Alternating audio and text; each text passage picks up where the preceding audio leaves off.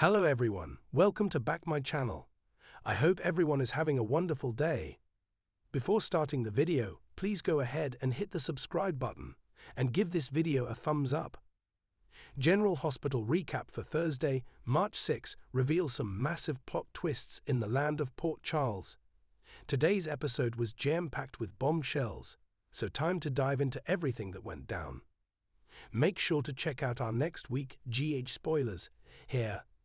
Felicia Scorpio, Christina Wagner, brings her grandson, James West, Gary James Fuller, into the hospital because he went sledding off the roof and hurt his arm. Elizabeth Baldwin, Rebecca Herbst, passes him off to Isaiah Gannon. Sawandi Wilson, who checks him out. James knows that he is in trouble when his mom, Maxie Jones, Kirsten Storms, finds out and keeps mentioning it. Isaiah x-rays James and confirms that his arm is broken. James picks out a pink cast because it is Maxie's favorite color and gets some signatures on it. As James and Felicia are leaving, they bump into Kai Taylor, Jens Ostenastrup, and Trina Robinson, Tabiana Ali in the hallway. James is excited to meet Kai, his favorite football player, and so Kai also signs his cast to cheer him up. Kai is at GH to take part in a new program in honor of Drew Quatermaine's, Cameron Matheson's son Oscar. It is for long-term pediatric patients, and Drew hopes that the program will bring something positive to the kids. Kai is the first PC athlete to lend a hand, and he believes that he can get some of his friends to also help out. During General Hospital's Thursday show, Portia Robinson, Brooke Kerr, took Ava Jerome's, Maura West, advice and asked for a meeting with Rick Lansing, Rick Hurst. He visits her in her office, and she lays out the details of the mess that she is in. She tells him that Drew is blackmailing her because he found out that she intentionally changed lab results. He wants Portia to schedule a meeting for Drew and her husband, Curtis Ashford, Donald Turner, to try and broker peace. Even though she doesn't want to do it, Rick suggests that she string Drew along for right now and pretend to cooperate while he researches whatever else he can do to help her case. After Rick leaves, Portia sends Drew a text asking to see him. Once he arrives, she tells him that she has thought things over and will schedule the meeting just as he has requested.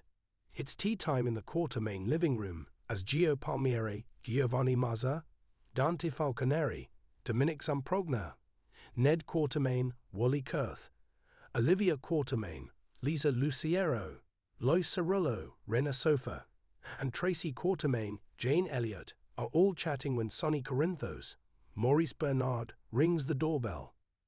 He has a yellow envelope with paperwork inside for Gio's continued education. Tracy looks at the paperwork and claims that as long as Gio is in her house, all of his schooling will be handled by the Quatermaines. Sonny begins yelling at Tracy to butt out, and eventually Gio takes the paperwork and signs it on the spot without reading it and hands it back to Sonny. Everyone but Tracy and Gio walk Sonny out, leaving them to have a real conversation. Tracy admits that she is protective of the people that she cares about, and that is why she has been hard on Gio lately. She also respects the way that he has been standing up to her and says that he has more depth than a lot of the rest of the family. He explains that just as she knows the hurt Sonny has caused others, he knows just how much Sonny has been there for him since his mom died. Across town, Lulu Spencer, Alexa Heavens, comes barreling into Carly Spencer's, Laura Wright, office with a tale to tell during the Thursday, March 6 episode. She explains about breaking into Martha Gray's, Michael E. Knight, hotel room to try and find information on her missing daughter, but found something else instead. Lulu tells Carly about the notes on Brooke Lynn Quatermaine, Amanda Seton, having a child with Dante back when they were teenagers and never telling him about the baby. She explains that it was given up for adoption, and she isn't sure what to do with the information. Carly is stunned at first, and then asks Lulu what she wants to do with it. It's pretty clear that Lulu wants to spill the beans, but Carly advises against it. She thinks that it will explode like a bomb cyclone if it gets out and that too many people's lives can be destroyed all at once. Plus, that baby is now an adult, and they may not even know that they were adopted. Lulu is still unsure, but says that the next time she looks into Dante's eyes, she'll know whether to tell him or stay quiet. Jen Sidwell, Carlo Rota, is enjoying a moment at Windermere when his butler lets Natalia Ramirez, Eva LaRue, in for a visit.